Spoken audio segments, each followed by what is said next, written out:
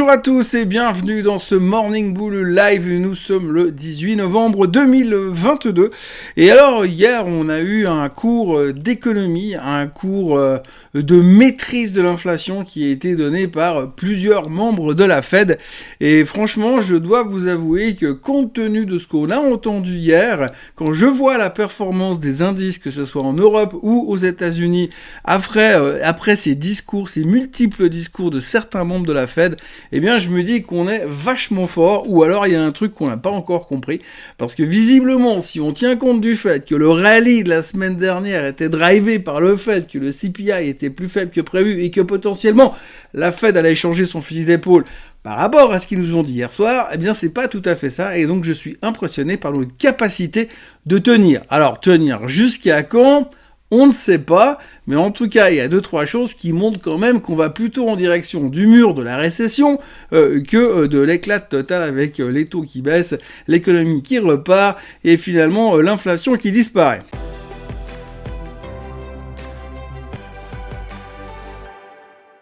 Alors pour résumer la séance d'hier, alors il y a eu 2-3 trucs. On peut déjà parler des très mauvais chiffres d'Alibaba qui étaient en dessous des attentes, mais qui permettaient quand même au titre de monter de 10%. Autant vous dire qu'il y a probablement une montagne de short là-dessus.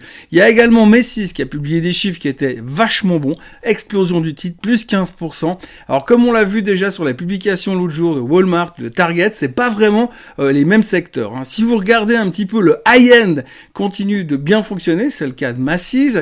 Le middle end comme Target, c'est un peu plus compliqué parce qu'ils sont ni vraiment dans le cheap, ni vraiment dans l'excellence. Et donc, du coup, ce qui marche bien, c'est les extrêmes. Le high-end et le low-end avec Walmart, par exemple, qui fait du très très bas prix. Et de l'autre côté, Macy's qui fait de la plus haute qualité. Donc, on voit qu'il y a vraiment deux mondes différents qui sont en train de travailler. Ceux qui ont encore beaucoup d'argent, qui s'en foutent, qui continuent à claquer du pognon sans trop de problème. Et ceux qui en ont moins, qui se concentrent sur les choses de première nécessité. Et entre deux, il y a un espèce de no man's land si on en peut juste en tirer les conclusions par rapport à ça. Maintenant, en dehors des sociétés, ce qu'il faudra retenir hier, c'est qu'on a eu quand même l'intervention d'une avalanche de membres de la Fed. Alors une avalanche de membres de la Fed, ça veut dire surtout 3 personnes. D'abord la première personne, c'est Monsieur Bullard. Alors Monsieur Bullard, lui, c'est le plus hawkish des hawkish. Donc le gars, il est né faucon, il mourra faucon, et donc il est venu parler hier. Il a montré un graphique, le graphique que je vous montre à l'instant. Alors ça veut pas dire grand chose, peut-être pour vous. D'ailleurs pour moi non plus, ça veut pas dire grand chose. Mais quand on regarde ce graphique, eh bien, ça laisse supposer que finalement, selon lui, les taux terminaux de la Fed devraient se situer plutôt autour de 7%. Donc je rappelle encore une fois que le taux terminal, c'est le taux maximal jusqu'où la Fed est prête à aller. Ensuite, on arrête là, on regarde un peu comment ça se passe, puis ensuite on repart dans un autre cycle. Alors pour l'instant, le taux terminal était plutôt estimé entre 5 et 5,5% par là autour. Maintenant, Monsieur Bullard se pointe avec un graphique, il dit non, mais 7, c'est plutôt mieux. Alors 7, le chiffre, il vient pas de nulle part, il était un peu réfléchi par rapport à certaines théories économiques qui sont discutées.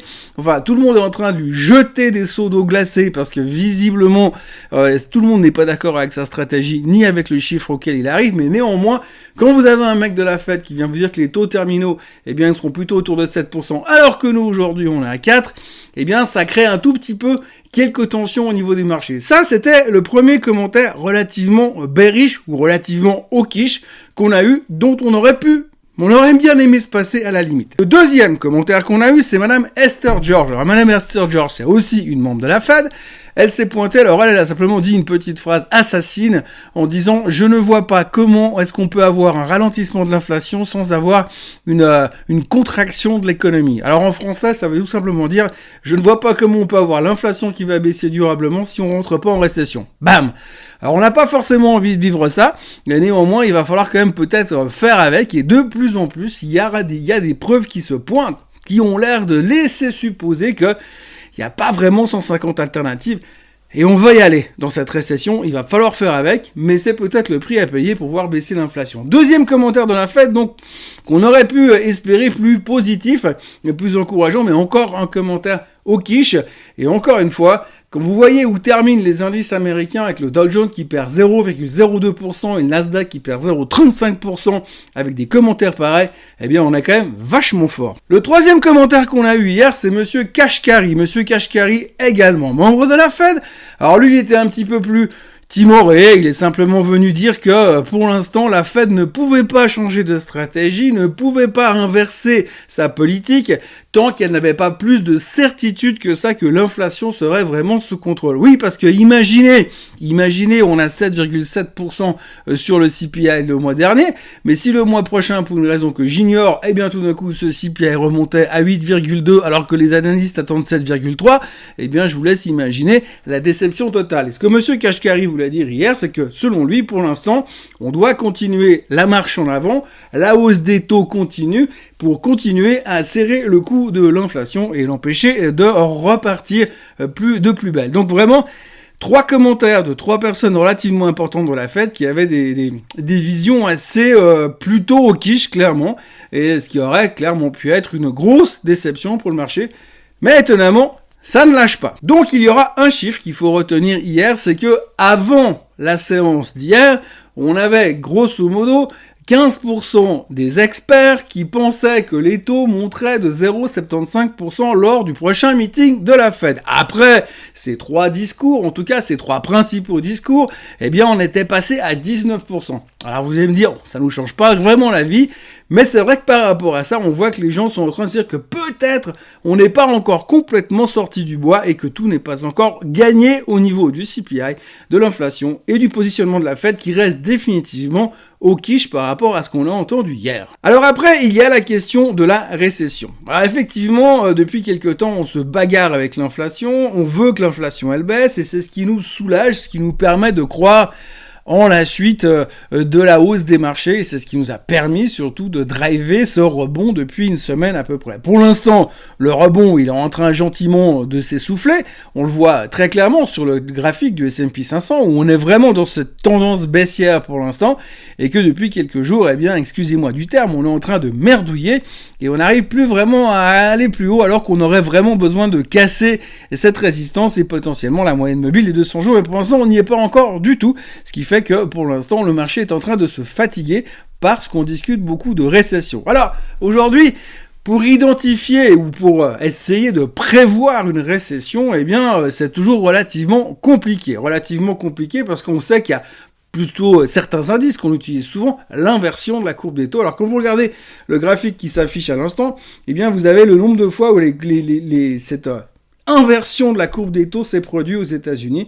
Et donc vous voyez, alors c'est assez facile à voir, hein, on retrouve toutes les belles périodes de nos vies de traders ces 30 ou 40 dernières années, avec le double dip de la récession dans les années 78-80, après on a eu encore derrière la tech, l'effondrement de la bulle internet dans les années 2000-2002, et puis la crise des subprimes en 2006-2008, et donc voilà, vous voyez que globalement, chaque fois qu'on arrive à ces niveaux de 70% de moyenne d'inversion de la courbe des taux, eh bien on se retrouve dans une situation très compliquée qui nous dit que quelques mois plus tard, on sera inévitablement en récession.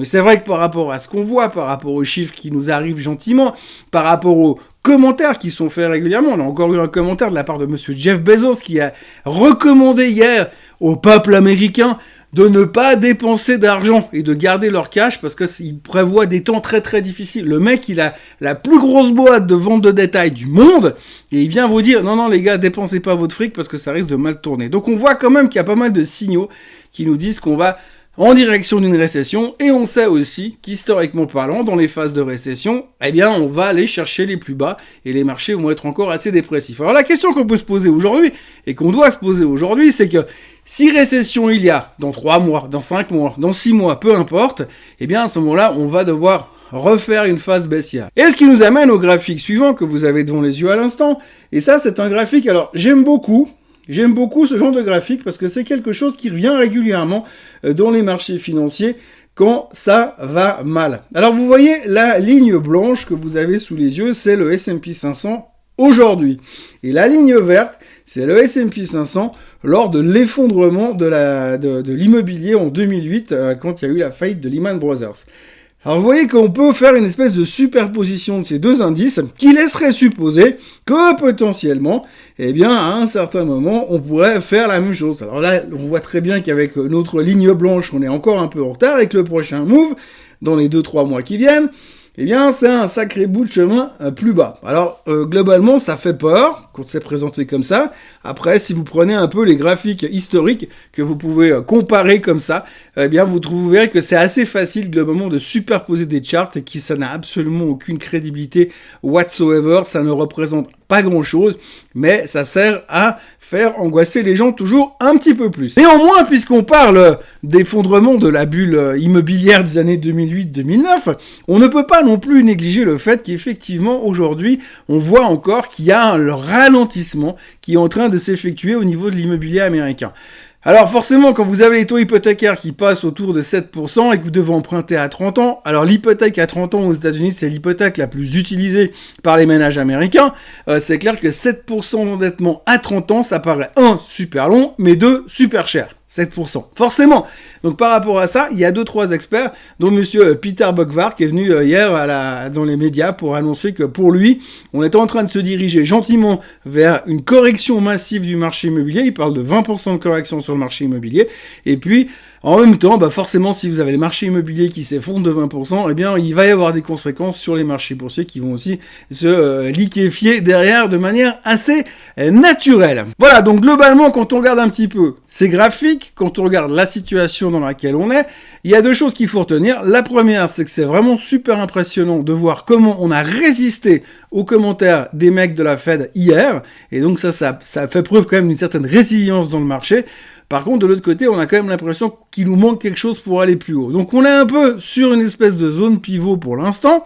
Alors aujourd'hui, on n'attend pas grand-chose, ni en termes économiques, ni en termes spéculatifs, ni en termes géopolitiques. Bon, géopolitique, ils peuvent toujours nous faire un truc de derrière les fagots, mais pour l'instant, on n'attend pas grand-chose.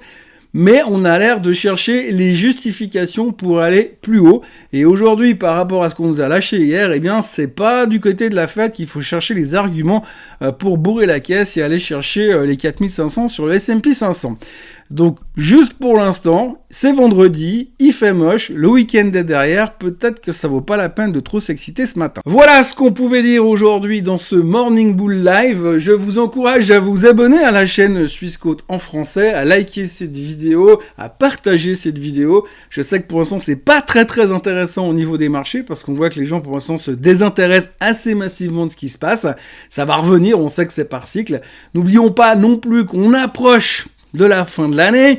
Si on avait peut-être une correction la semaine prochaine, eh bien derrière, il y aura peut-être l'opportunité de racheter un coup pour se faire les quelques dernières semaines avant de la fin 2022 avec ce fameux Christmas Rally qui a l'air quand même pour l'instant un petit peu hésitant. Je vous souhaite une excellente journée, un très bon week-end. Je vous retrouve tout à l'heure encore pour la version Swiss Bliss. Et puis autrement, profitez bien et puis à lundi. Bye bye.